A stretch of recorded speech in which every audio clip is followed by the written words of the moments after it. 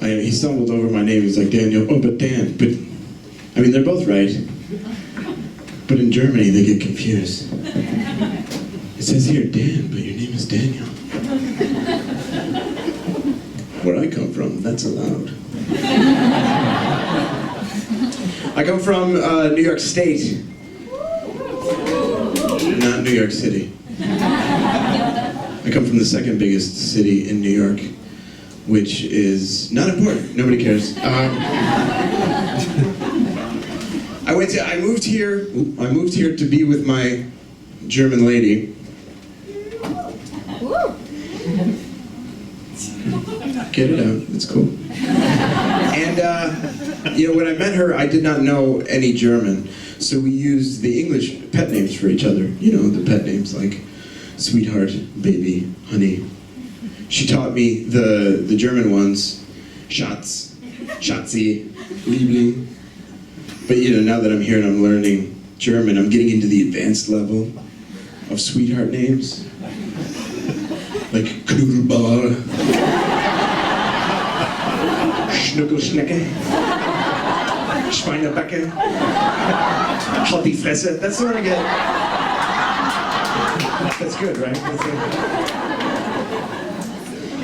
And so, I'm at that awkward part of the language where sometimes you get that situation where you're talking to somebody and you're like, I know every word you just used.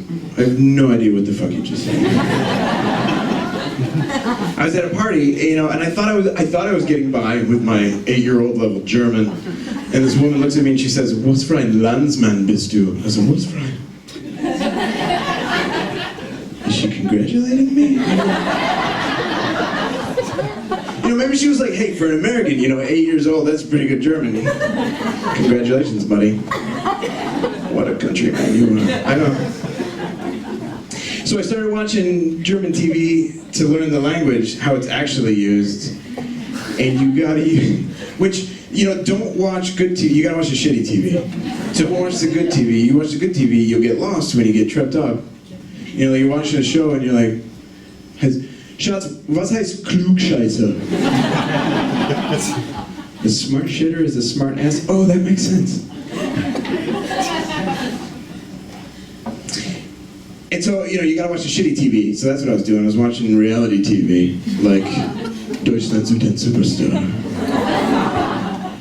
And they got this girl on there, and she's there like, she's the beauty queen. I was like, oh, is she?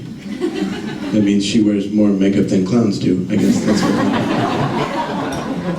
Don't get mad at that. It's a truth. That's a thing that people are doing now that I don't understand. People are freaking out about like the Muslim face coverings, and I'm like, take one of these Barbie dolls, have them rob a bank, bring them back, take their makeup, put them in a lineup. I don't think you're going to be able to figure out who they are.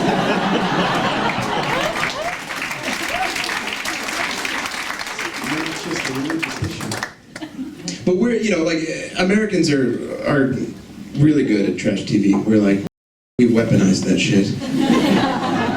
Which literally, because that's what do you think Trump was doing before he was president? He was fucking reality TV.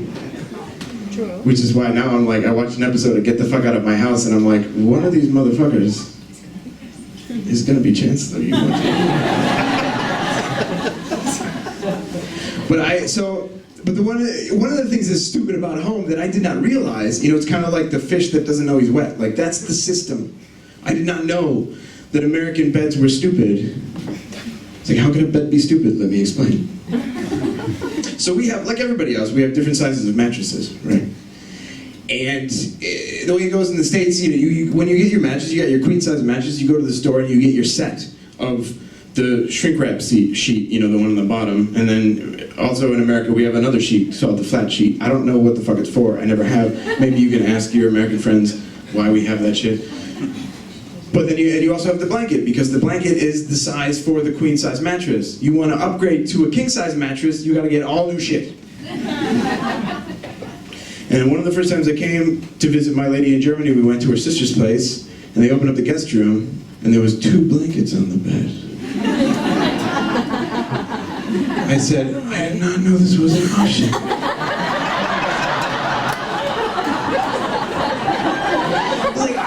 We don't do it. Maybe Americans are like, blankets for everybody, that's socialism. But for us,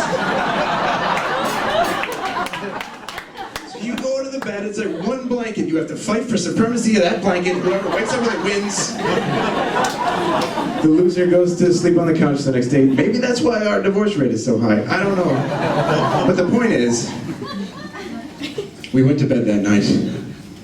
We cuddled at first, because that's what you do. At some point during the night, I rolled over, and instead of taking the blanket with me, I just took my blanket.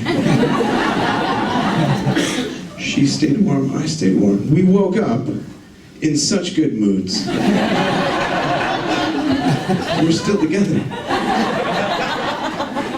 And I thought, this is a revelation. What else is possible? Healthcare for everybody? Anyway, that's enough out of me. Thanks.